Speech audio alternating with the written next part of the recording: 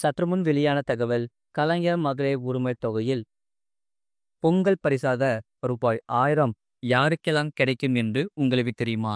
அதை பார்க்கறதுக்கு முன்னாடி நீங்கள் நம்ம சேனலும் சப்ஸ்கிரைப் பண்ணாமல் இருந்தீங்கன்னா மறக்காமல் லைக் பண்ணிக்கோங்க. உங்கள் நண்பர்களுக்கு தெரியப்பட்டவும் ஷேர் பண்ணுங்க. கலைஞர் மகளிர் உரிமைத் தொகை திட்டத்தில் புதிய பயனாளிகளுக்கான பொங்கல் பரிசு என்ன என்பதை இங்கே தெரிந்து கொள்ளுங்கள். அதாவது, இந்த கலைஞர் மகளிர் உரிமைத் தொகை திட்டத்துக்கு ரூபாய் 1000 எப்போது புதிய பயனாளிகளுக்கு கிடைக்க வாய்ப்புள்ளது என்பதை இங்கே பார்ப்போம். வீடியோவை முழுமையாக கேளுங்க.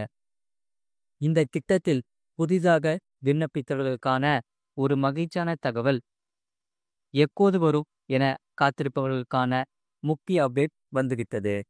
இந்த மகளிர் உரிமைத் தொகை திட்டத்தில் உங்களை போலவே இன்னும் ஏராளமானோர் விண்ணப்பித்து கொண்டிருக்கின்றனர்.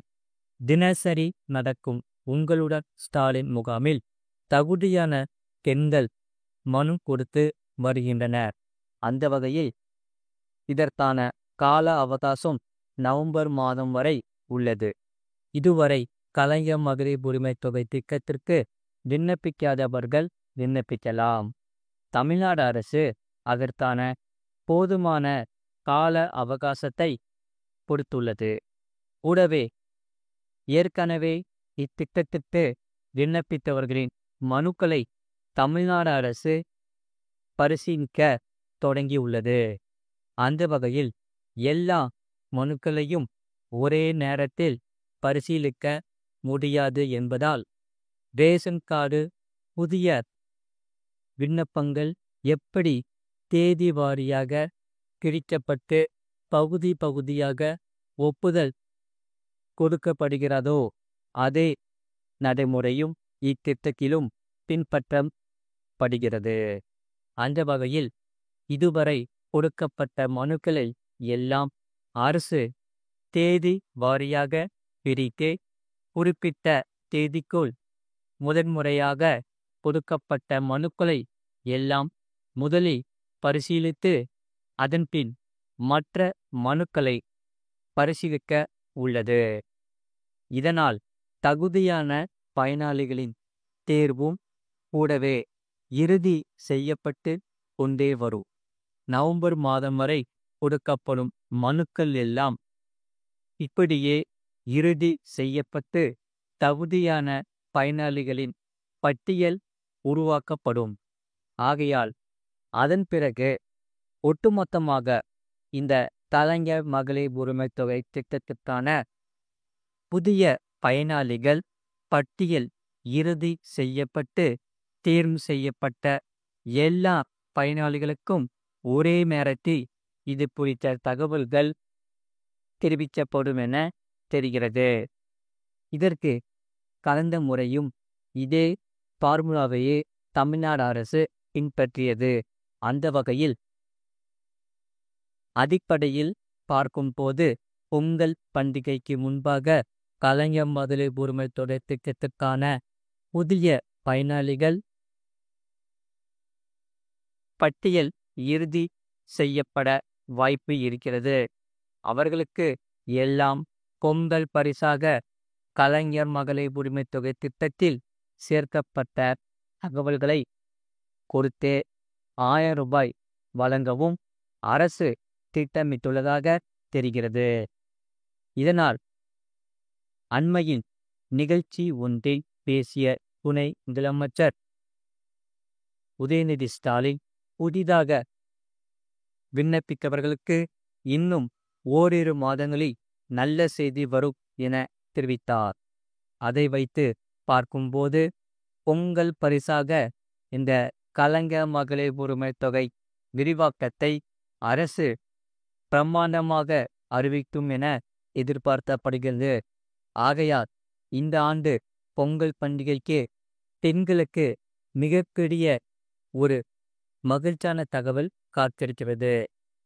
மறக்காம நீங்க லைக் பண்ணிக்கோங்க, சப்ஸ்கிரைப் பண்ணிக்கோங்க. இனி அடுத்த வரக்கூடிய நாட்களில் உங்களுக்காக புதிய புதிய செய்திகள் நாங்கள் கொடுத்துக்கிட்டே இருப்போம். மறக்காம நீங்க லைக் பண்ணி சப்ஸ்கிரைப் பண்ணிக்கோங்க. உங்கள் நண்பர்களுக்கு தெரியப்பட்டவும் ஷேர் பண்ணிக்கோங்க. அடுத்த செய்தி என்னவென்றால், இனி வங்கி இஎம்ஐயை செலுத்த தவறினால் போன் முடக்கம் செய்யப்படும். அது எப்படி என்று இங்கே பார்ப்போம். அதாவது கடன் தவணை செலுத்தாதவர்களின் ஸ்மார்ட் போன்களை ரிமோட் மூலம் லாக் செய்யும் அதிகாரம் வங்கிகளுக்கும் நிதி நிறுவனங்களுக்கும் விரைவில் வழங்கப்படலாம் என்று கூறப்படுகிறது. இதை வங்கிகள் எப்படி பயன்படுத்தும் என்பது தொடர்பான விவகாரங்கள் வெளியாகியுள்ளது.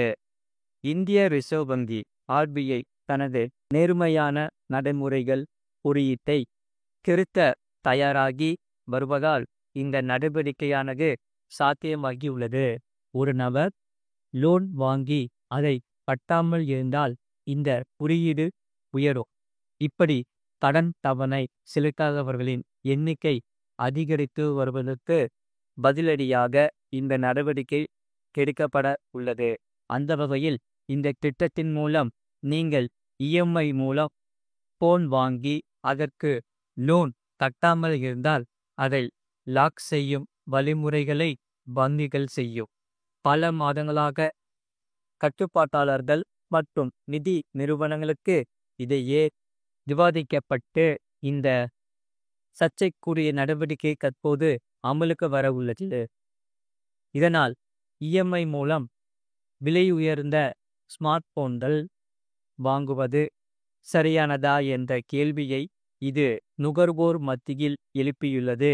இதனால் இஎம்ஐ மூலம் விலை உயர்வுள்ள ஸ்மார்ட் போன் விற்பனை பெரிய அளவில் சரியும் வாய்ப்புகள் உள்ளது.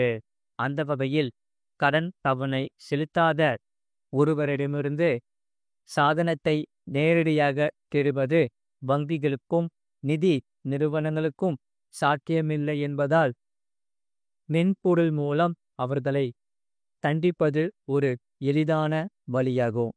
முன்மொழியப்பட்ட விதிமுறைகளின்படி வங்கிகளும் வங்கி அல்லாத நிதி நிறுவனங்களும் ஒருவர் கடன் தவணைகளை செலுத்த தவறினால் கடன் மூலம் வாங்கப்பட்ட மொபைல் போன்களை செயலிழக்க செய்ய அனுமதிக்கப்படுகிறது.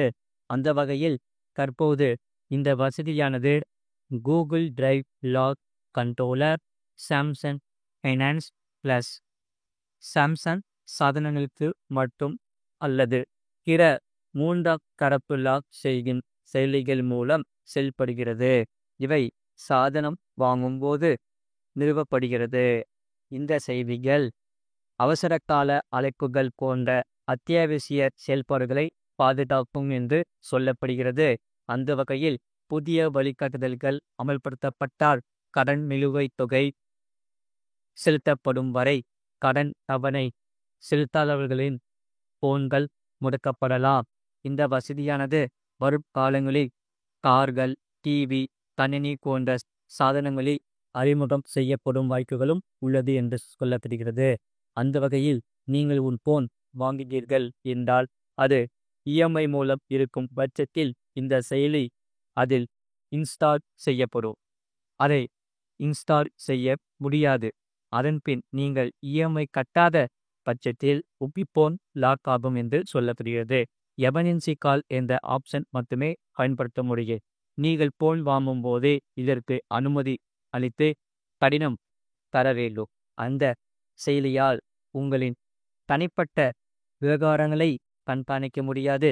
இதே கட்டுப்பாடுகள் வரும் காலங்களில் டிஜிட்டல் டிவி, கணினி, வாகனங்களில் வரும் வாய்ப்புகள் உள்ளது என்று சொல்லப்படுகிறது.